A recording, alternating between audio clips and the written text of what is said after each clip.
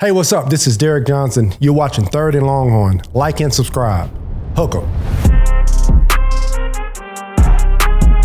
What's up, everybody? Welcome to our special draft edition of Third and Longhorn. And we also are on location. I think it's our second on location shoot, but we are at this amazing place that's opening on the east side in Austin, Texas called The Reserve. And I'm going to turn it over to Mr. Jeremy Hills, who's one of the owners out here and the visionaries behind this. Yeah, we're on East 7th Street, right?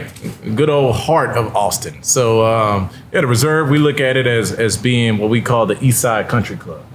So we want good wine and good vibes going on. And how do we enjoy something that we really love without it being so stuffy? So like we always say, prestigious, not pretentious.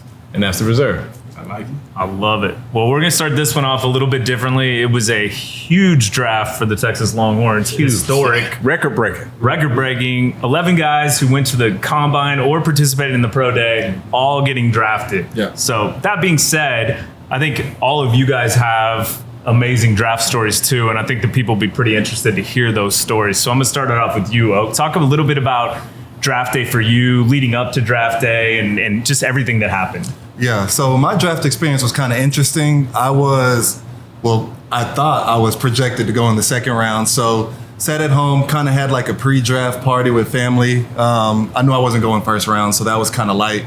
But day two, well, back in the day, it was formatted was night one was first round, night two was second and third round, and then night three was fourth throughout. It's a little bit different now. So I say that to say night one, it was just chilling. I had no expectations. Night two, though, I'm thinking I'm coming off the board. Got my phone ready, got friends and family at the crib. My agent, David Mulligett, is at the house with me. So I'm thinking tonight's about to be special. I'm seeing guys come off the board, and finally I'm about the range of like late second round where I think I should be coming off. Still not getting a call. Now I'm starting to see guys that I honestly feel like I'm better than coming off the board, and it's kind of starting to shift my mentality a little bit.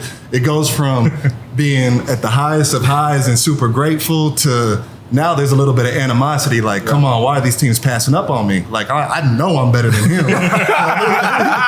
So it's like, that's the most true statement. So, I mean, you gotta continue to stay in the moment. I say that to say I failed to day three, got drafted in the fourth round, but when I did get that call, like all that animosity went out the window, and I realized that, look, I just achieved my childhood dream. Yeah. Like I was on cloud 9 all over again. And that was kind of my experience. I think that's usually how it goes. Like even if you're a top 5 pick, you probably think you should have gone number 1. So everybody feels like they should go higher. But you just got to stay in the moment and be grateful for the opportunity that you do get.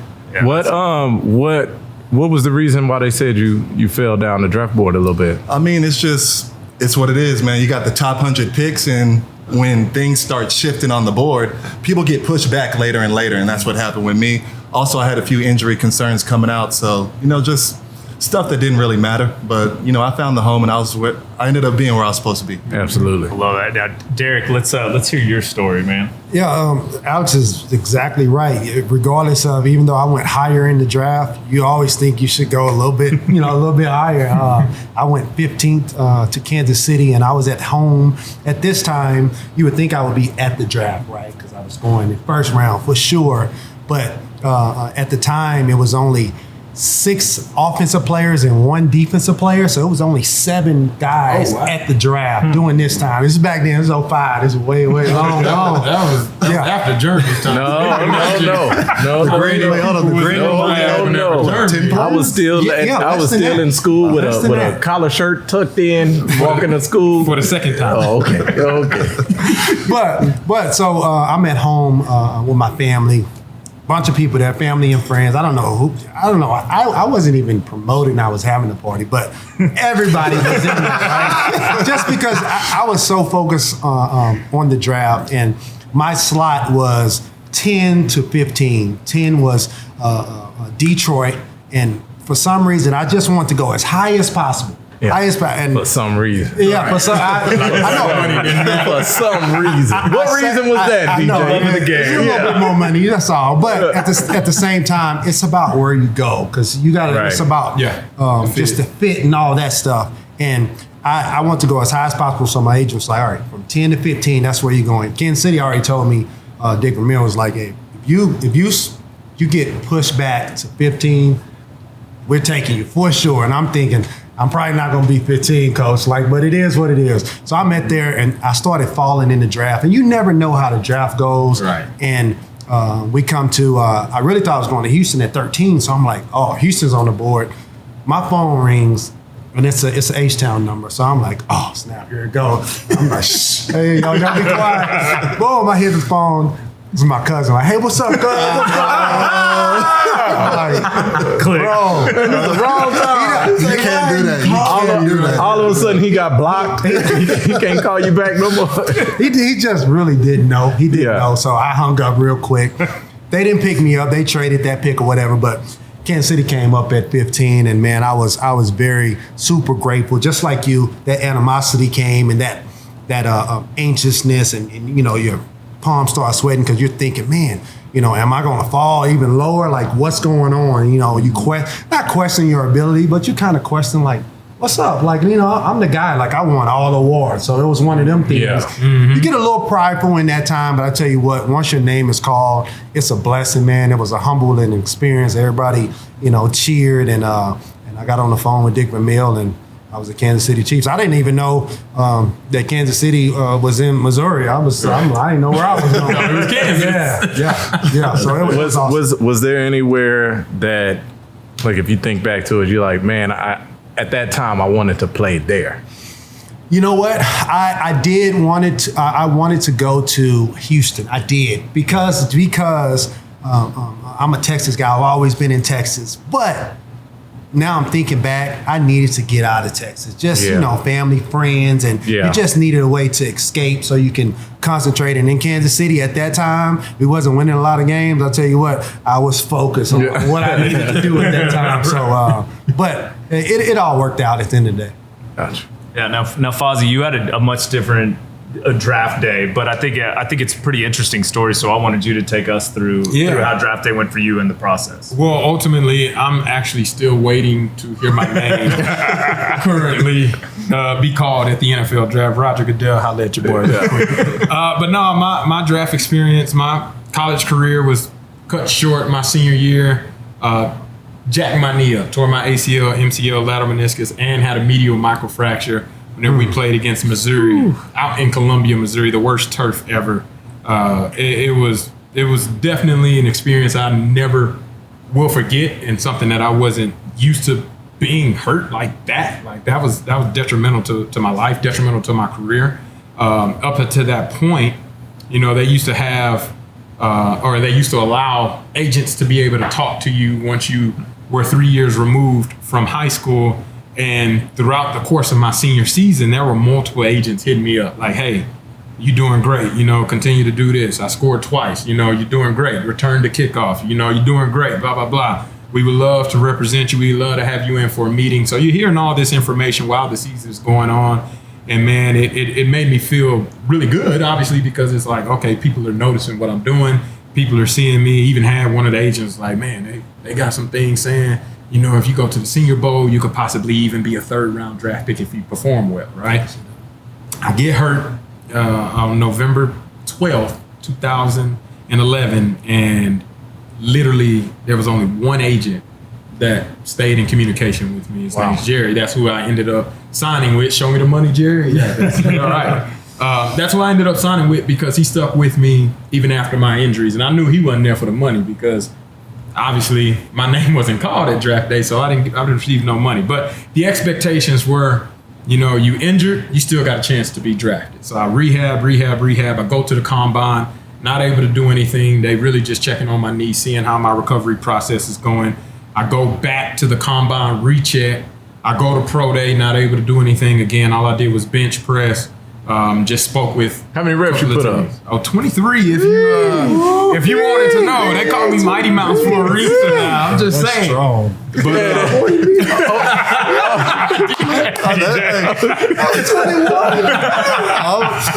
I gotta out myself. I only got 24, so I'm giving Fozzy props right now. That's strong.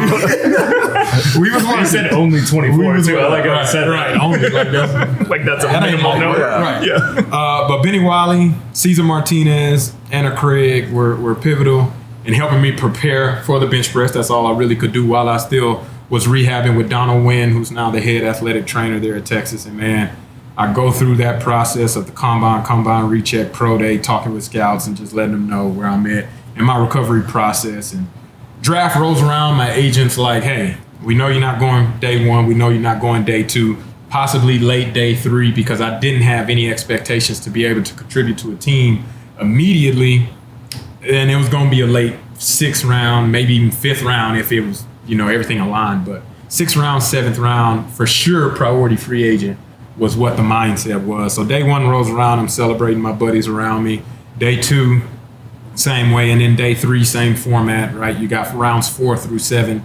I go fishing because it was stressful. My mom wanted to do this party thing over at a friend's house. I didn't want to do a party thing. I just wanted to go fishing. I don't know if y'all know Fozzy Mama either. Oh yeah, but I can imagine it wasn't gonna be no small party. Not at all. We went over. She had a friend open up a house to us out of a nice neighborhood, big old mansion, like people over, catered food, all of that. And I'm like, Mom, I'm going fishing until my name calls, so I don't got to deal with questions. I don't want nobody asking me why you ain't picked up yet. I don't want none of that. Yeah. So I go fishing. Me and my brother and my buddy from literally 1st grade. He and I grew up together. I call him Young Wayne. His name's Chris, but I call him Young Wayne.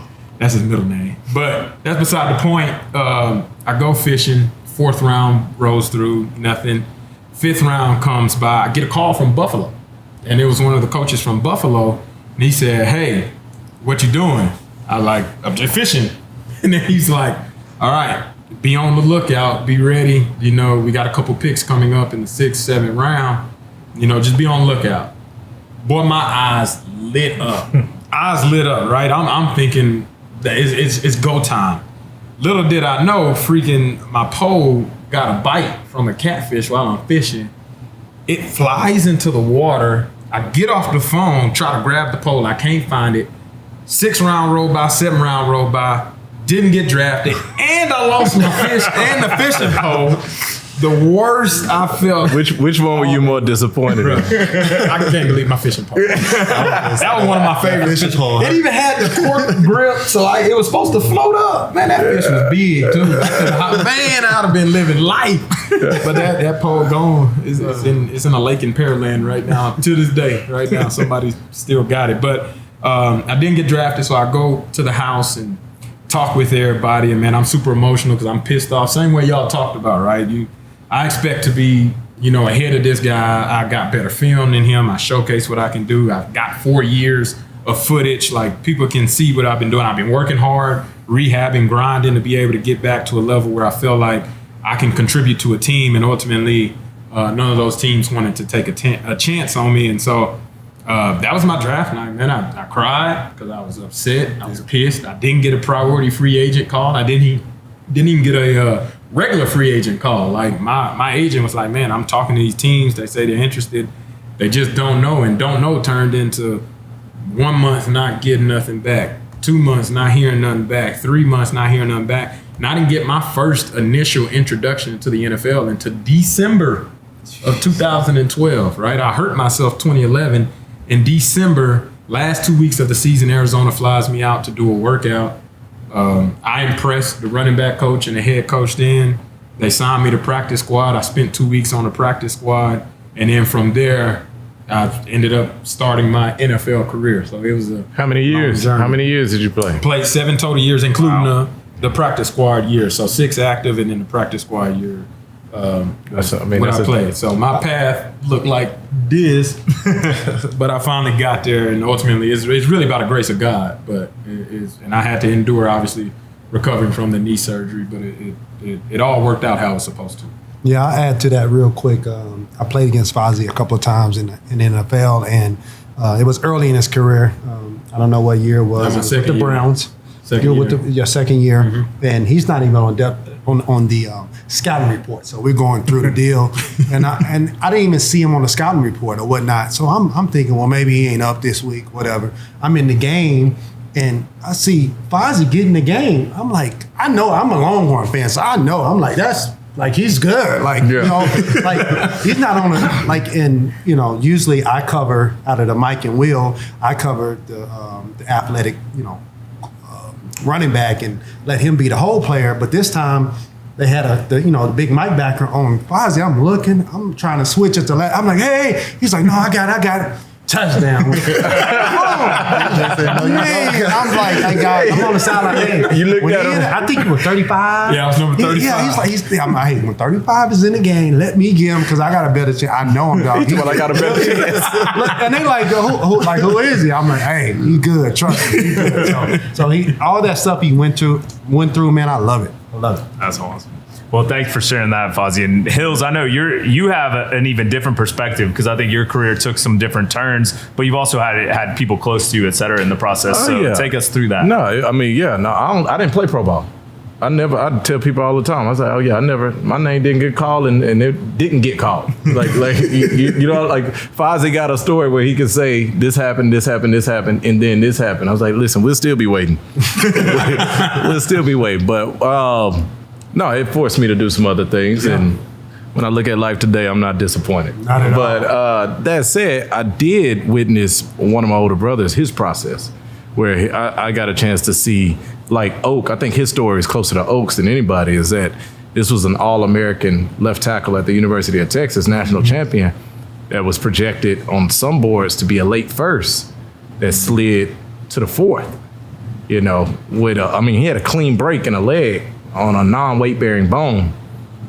This should have been a no-brainer, right? But with his previous injury history in high school, and then additionally having this injury, it's just teams were like, man, I don't know, we want to stay away.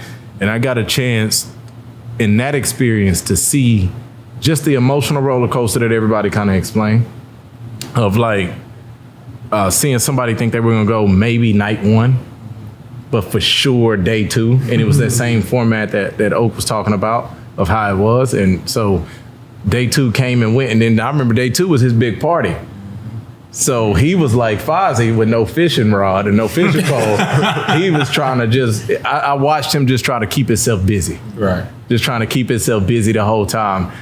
And so when he busy, people start asking me questions, and I'm like, "Yeah, you're right. Let me get my actual big board from behind here." I don't know. I'm sitting there watching the TV with everybody else. But I remember that it was crazy to see, and I got a chance, like my recruiting process, I got a chance to see it through his eyes first. Like I remember him being recruited by Nick Saban when Nick Saban was at LSU. Right. You know what I mean? And then, a whole nother story, but I remember Nick Saban saying, oh no, I'm going to be here, and then he signs with the Miami Dolphins. So I got a chance through Tony's eyes to see, oh, this is a business. Right. And then got a chance once again to be reminded, oh, this is a business, because he got a call. Remember, he got a call from San Diego, got a call from Buffalo as well. Mm-hmm. And they're like, if you're there, we're taking you. Well, he was there, and you didn't take him. Right. I'm glad that didn't happen to me. Like I hear about that all the time, and I think that would have crushed me. Yeah. I think that's the worst case scenario. And that happened because it's like, you got to think this kid, you're 21, 22 years old. You're in the middle of being the neighborhood hero, right, while being on the brink of your dream. Right. And you're saying stuff like, oh, no, Buffalo said they're going to take me. Go find the Buffalo hats. Everybody get y'all Buffalo hats. Mm-hmm. And then is the ticker comes up and it's John Doe. And it's like, hey, that ain't how they spell your name. That don't add up. Everybody take off the Buffalo hats. Everybody, so I got a chance to see that kind of roller coaster. And unfortunately, I remember when he got picked up by Pittsburgh in the fourth, it was like this weird mixture. I was like, I couldn't tell if he was pissed off or happy. I genuinely couldn't tell. And I don't know, I think it was probably a gumbo pot of both, where he looked more drained than relieved. Well, I guess more relieved than happy. Yeah. It was like a draining experience. Right. You know what I mean? I was like, this is tough, but it's the business that y'all signed up for. Mm-hmm. Well, I think that's a perfect segue for before we talk about another part I wanted to talk about. I think we obviously saw that happen for Adonai Mitchell at the draft, right? Someone who was everybody projected to be a first round pick, some at least in my knowledge, false rumors came out. I know we've worked with that kid for an entire year, and he was nothing but an amazing human being. And none of that stuff is true, but a lot of that stuff affected his draft day, where he kept dropping down. And I think if you actually watched it, he looked pissed off when he got drafted. Oh, right? yeah. And I think he was taking notes, taking names. I mean, he openly said it, right? Yeah. Let me also add on to that. You don't typically see a GM stand up for a guy that they have not even had in their facility yet. Yeah. And the way that the coach GM did that, incredible. He went to bat.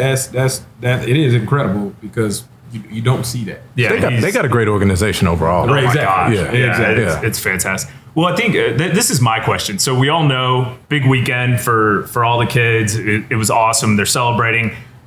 What happens the second after you get drafted? Like, how does it happen? I know there a lot of them were up taking photos and, with the team or things like that. What does that process look like in the next month, 2 months? Yeah, for me, you celebrate with family. Like, it's like you said, you're on cloud nine. At least I was. Like, lived my childhood dream, accomplished that goal. I'm on cloud nine. But right when you get that call and you get off the phone, they let you know when you need to report. So they give you an exact date of when you have to report. They'll have the flight and all that for you. If you're a first rounder, I think it's the same day or maybe the next day. Yeah. If you're later on, then I think it's just rookie minicamp or something like that, which is like a week or two afterwards. So basically for me, got off the call. They told me you got about a week and a half, get right, and then we'll see you at camp. So now the clock is ticking. I know I got 10 days, get my mind right, do what I want to do before I got so that night that you got drafted, you got right to work. Right to work. Right. You know what I mean? Yeah. Lots of work. I got 10 days to get everything out my system. Yeah, there we go. Where's the sauna? It's really it's a lot of media coverage from what I remember. Being a first rounder, being able to fly to Kansas City, everybody's excited about the first round pick. They want to see you. They want to talk to you. It's just a bunch of interviews, and it's a lot, not about ball, not about real ball, just an overview. And at that time, it was a lot for me. Not that I didn't enjoy it. I'm a ball player, so I'm just like, man, I just need to get on the field and show you what I have.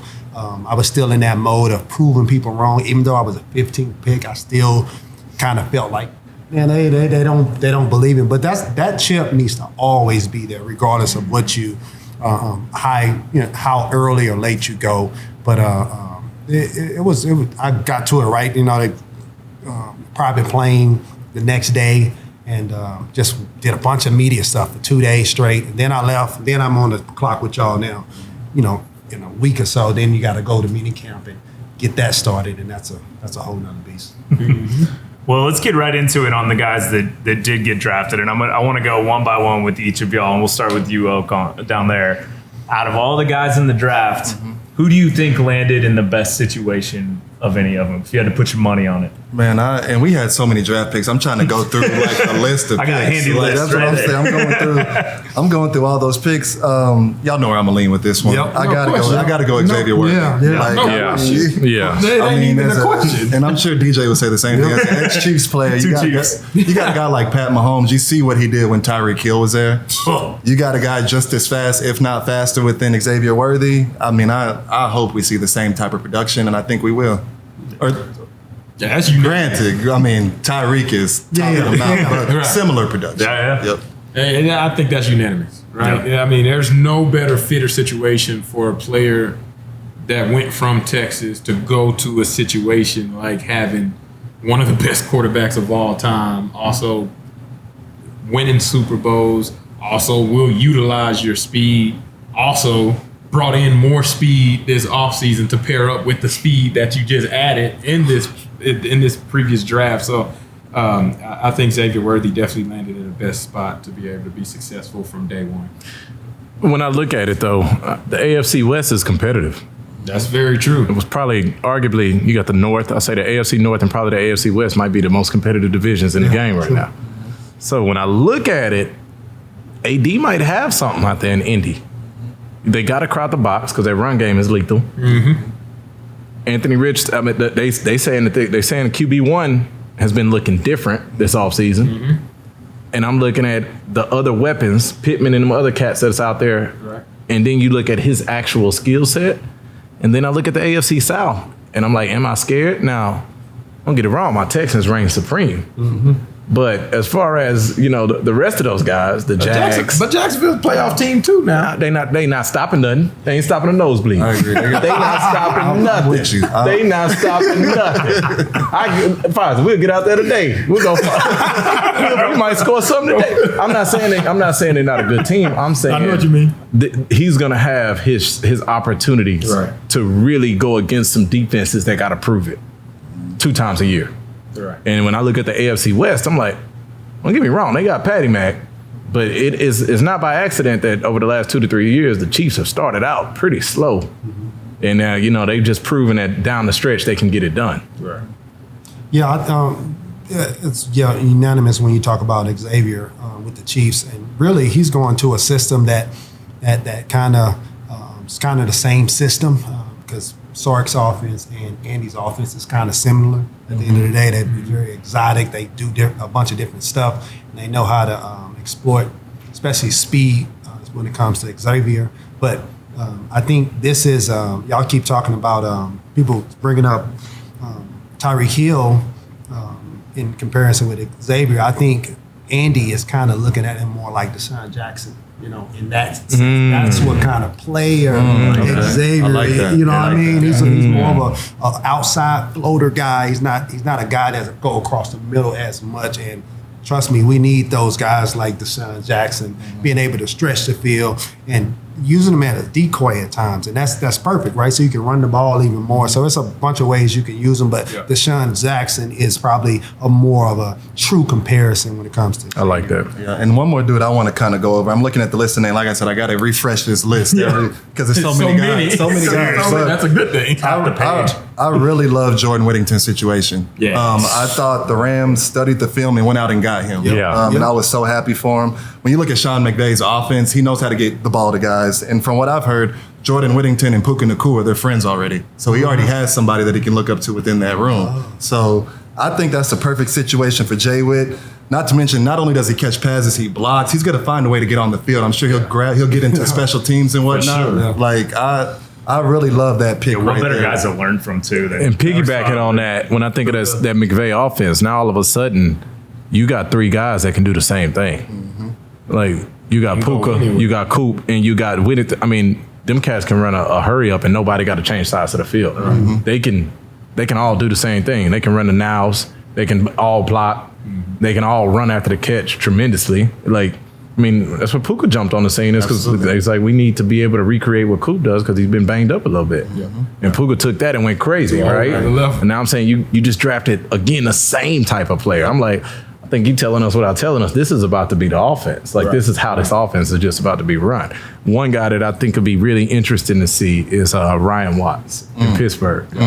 Just because, like, what they do with big physical corners and the way that they want to play and the way that the North is already, like that's what that game is. So I think it'll be interesting to see what his talent becomes as it's in a system that has lent itself friendly to like his measurables.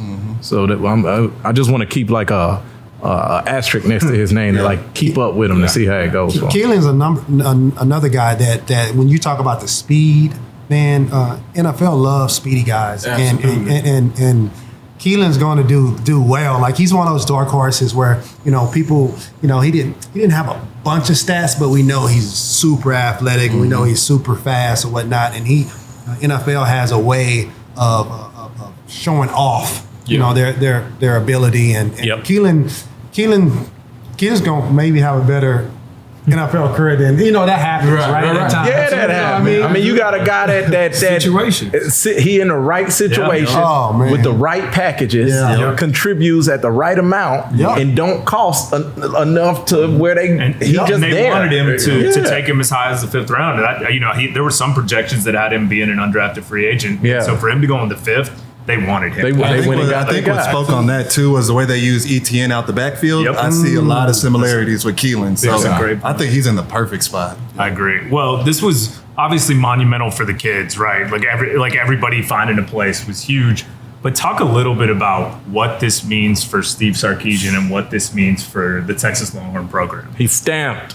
He stamped it. It's funny because I saw it was on Twitter, and they asked the question: was Sark the best developer that the University of Texas has ever had?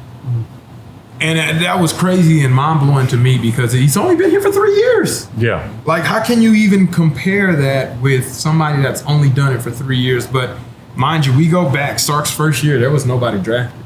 Yeah. And then you look last year, there were only 5 people drafted. And then you look up and shoot, just this past weekend, That's big. you had 11 people drafted In the first six rounds. Yeah, Like man. that from 0 to 5 to Yeah. 11.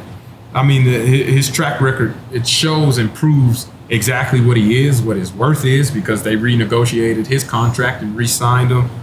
Sark's freaking done the stamp of approval that Jay was just talking about, man. He got it from the whole city of Austin, hell, from the whole state, from the whole country. From the league. just in general. Because the truth is, even you go back to 05 all the way throughout, as long as I've been following Texas football, Texas football is, I don't know if it's a jealousy thing or what, but you get stamped as being a little soft, a little privileged. I used to hate that. Like, you just said that. I'm looking at you like, Hey, who team you on?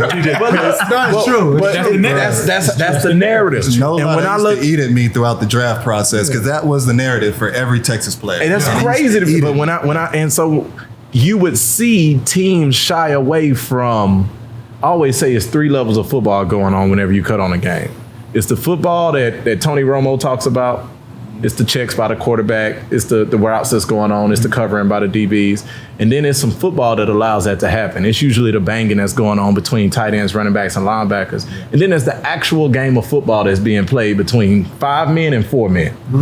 Like, that's the actual game of football. And when you see what you've seen traditionally is like teams have almost shied away from Texas with what I believe is football.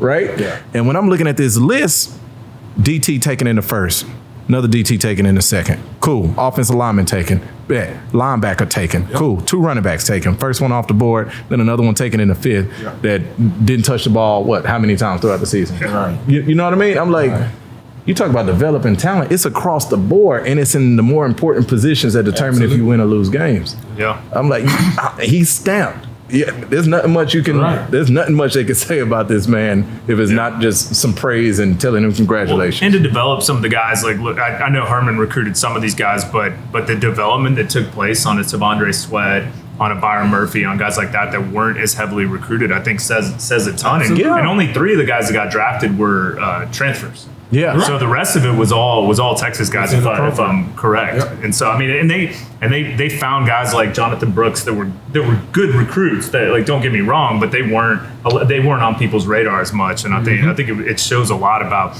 everything from recruiting to building a program to, you know, Coach Becton and what he's doing. And I think it's got things moving in the right direction. I mean, I already saw people put down mock drafts for next year. We got like 3 guys in the first round, so it might be a little early. And we need to take a moment and give Tashard Choice his flowers 100. because 100. I've not seen anything like this. Yeah. Not just, you know, back-to-back first running backs off the board, but I'm saying this is back-to-back years with multiple running backs taken. They keep adding logos to that picture. Yeah, and even when I think about it, from what I've been hearing, there's a chance the best one isn't even, you know, there yet. Right. And I'm like, yo, you gonna have Blue coming out this year, and then the following year after that, we got another dog. I'm like, yeah, man, backs are gonna be. I'm like, yeah, man. I was sitting at home the other day. I'm thinking, how we gonna keep him? How we gonna keep Choice? All right. Seriously. I am nervous How we about gonna that. I keep am. Choice? Yeah, It's like- literally, that's what came to mind. I'm randomly at the house, but I'm like, damn, how we gonna keep Tashard? I've You're going to see his title get longer and longer. I've accepted we got 3 more years with him. Is that what you accept? That's where I'm at right Yeah, because I've never seen it. I mean, this it reminds you of that old Alabama pitcher that had Alvin Kamara in it and Derrick Henry in it. You got to think, and Kamara transferred. Yep. Exactly. He left. Yep. Tashard is able to keep these guys in the same running back room and able to promise them something that's working. Yeah. And they buying into it. Yeah. They're buying into And it. he coaches them hard too. Hard, He yeah. on them. He's So on 'em. yeah, I want to give him his, and well, I don't know. We got to figure out a way to let's get him an NIL deal. We got to do something. We got to keep. I mean, imagine, We gotta keep him. Imagine being Sark on the recruiting trail. You're selling Austin. You're selling Texas. You're selling this program. You're selling, NIL. You're selling 11 guys drafted in the draft. It's like, I mean, you're just like, you want to sign up or not? And you probably telling guys like, and I still haven't been able to implement all my Everything stuff. that I'm trying. I'm still getting all my guys. I'm in still here. getting my guys here. So like, And not to mention the 2 undrafted free agents that went as well, Jet Bush, Ryan Sanborn. Both of those guys found a spot, right? Yeah. And Jet's he's gonna make a team. He's a dog. He's gonna make I'm with you on that, but that just goes to show you this is the first time that I've ever seen a draft class or a draft eligible class that was trying to get drafted or make a team. I've never seen every eligible person find a landing spot. Yeah. And for Steve Sarkisian to do that with 13 individuals, Yeah. that's insane to me. And the level of production that he's been able to showcase over the past 3 seasons, it speaks for itself, but ultimately it speaks for the health of the program, the state of the program, and where the program is looking to go whenever it's all said and done. Look at the It's a spring whole game. monster. Right? Like, look at the spring game. We saw the most competitive spring game we've seen. And like, you got Trey Owens popping in there throwing touchdowns fresh on campus. Somebody's just scoring again right now. Seriously. No, this is gonna be and like you said, and like obviously it's the way too early draft predictions of next year, but we got a top 10 offensive lineman. Easy. You potentially got a top 15 quarterback. I mean, I'm looking across this board. The kid that we just got from down the way, Tuscaloosa. Isaiah Bonds. Man. Yeah, Isaiah I'm like, Bonds getting on a lot of boards. man. If these cats just, it's cool to see that. And I said this when we were talking about Washington before we played Washington. I don't think we got to do nothing extra. I think we just got to play our game. Now, we didn't play our game, but I'm saying it's cool to look over there at the 40 and be like, yeah, they just got to go beat them. We don't need something. We don't got to try to trick this or do that, or if we can do this, or if we can just do this. No, we just got to go play ball. And look at where we were even before last season, right? Like we're worried about how are we going to be ready for the SEC? How is our program going to get there? Right. Look at the monumental leap that we've taken in this amount of time. I can't wait. I want to say one more thing. I think Jonathan Brooks' story is incredible for the program because it sets a precedent. It sets a precedent of I can wait behind a top 10 draft pick and not transfer out. Yeah. And all I need, if I handle my business the right way, all I need is one season year of productivity. And look, I can be the number and one. if he don't go down, he win the Doak Walker and he go first round. Absolutely. Well, and having that few carries is such a good thing when you get to the NFL. Like there's more tread on the tires. And like, Me and my boy Antonio, we used to have he a big UT fan too, and we would get into it over Jonathan Brooks early on because he was just like, I don't know how we gonna replace Bijan. I'm like, trust me, this kid here, he got the breakaway speed, he got contact balance unlike anything I've seen. He's patient, and he willing to block and can catch it out the back. Great receiver. Just watch. Just let it play out. Every single week, like I would hit him up and be like, hey, did you see that guy? Hey, you didn't happen to see that guy this weekend. Did you worried about? Hey, don't worry. Same time next weekend. Same time next weekend. Yeah, I'm telling you, this kid. Selfishly, I'm like, if nothing changes with UT season, but I get a chance to just see him finish it. And see what was on the back end of that. Right. I wish I'd have got a chance to see that. With all these draft picks that we have, most ever in school history, it tells you how talented this group is. Sark is recruiting his tail off, And with some of these guys, there's an old saying, if they bite as a puppy, they bite as a dog. Meaning they come in, they're ready to go, and they're super athletic and super talented. They're going to do what they do, like Anthony Hill. He's going to be a high round guy, regardless of what happens. But when you look at the development guys like a Jalen Ford, right? You saw a guy come in, Christian Jones, and when he first got here, right. When you first get here, you were like, he's gonna get drafted? You think, you wouldn't think that. You wouldn't put your money on it, but they're developing guys too. So when you got that connector, I got a lot of talented guys. They're gonna do what they do, but the guys that can step up or take that extra step, and we can develop them. Man, we got something that's gonna last. And you talk about that culture piece. Oh yeah, like part of what it did for us as alum and fans is one thing, as we're excited about the program, but for them cats that's in the locker room, all of a sudden your buy-in just it's even higher than whatever it was before, because you know that if you're back and it's only one ball, it's cool. Hey, it's cool if I just do my business. Right. I got you know what I'm saying? You looking across and you're like, all of a sudden guys are buying in even more because they see their reward. Well, I think something I noticed on draft day, and I'd watch when they showed the rooms of the kids getting drafted on Texas, and if you look around in the background, there were a bunch of other guys on the team in the background of that picture. And I think that speaks to that culture, right? And I think I heard Xavier flew back. He flew back with Witt. And Sweat. And they working out. They were already working out together. And I think that tells you about this pro. That's the realness, right? That's the part you can sit here and talk about culture, but that's a fact. That's a factual thing that they're showing up. Yeah, and just speaking on that, I think it's the love and the bond that they've created within each other. I think this draft class is different than any other draft class just because they've seen this the team that lost to Kansas a couple years ago. Yeah. And then Jay Ford talked about that. And then this the team that goes into the playoffs. So they've been at the bottom of bottoms and seen the highest of success. Yeah. So I think this draft class is specifically special in that aspect because of the love and the work that they've put in together. And we saw it, the way they're going to each other's draft parties and stuff like that. Yeah.